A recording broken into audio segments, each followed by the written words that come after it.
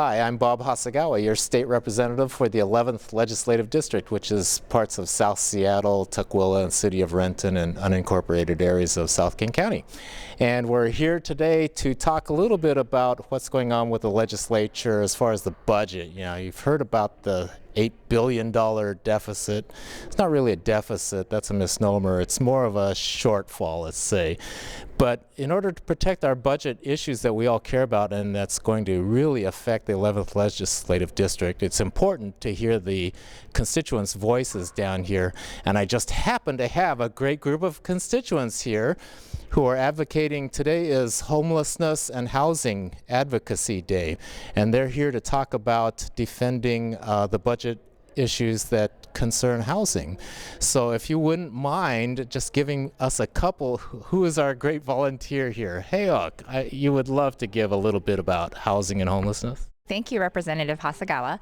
I represent Interim Community Development Association, a nonprofit affordable housing development agency in Seattle's Chinatown International District, and we're here to urge legislators to maintain funding for the Housing Trust Fund at $200 million. The Housing Trust Fund is a critical tool to ensure that low-income people and families and individuals have stable housing over their heads. We're also here to support full funding for the General Assistance Unemployable Program, which is our state's most basic safety net for the most disabled and unemployable individuals in our state. This is also MEDC Unity Day. MEDC is the Minority Executive Directors Coalition, and here to speak and to tell us a little bit about that is Janice Taguchi. Thank you, Representative Hasegawa. I'm Janice Taguchi, and I'm Executive Director of Denise Louis Education Center, which is located in Seattle's Beacon Hill. I am also a member of the Minority Executive Directors Coalition, which is a group of 70 other human services organizations serving Seattle and King County. And we're here to advocate on a number of issues. One is to preserve basic human services, including the Basic Health Plan, GAU, as well as services for mental health. We're also here to advocate on behalf of education, and we're supportive of expanding the definition of basic education to include early learning, as well as including cultural competency for teachers and principals that serve children kindergarten through 12th grade.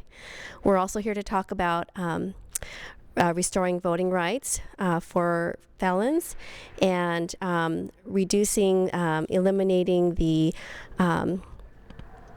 3 strikes you're out penalty for low level offenses like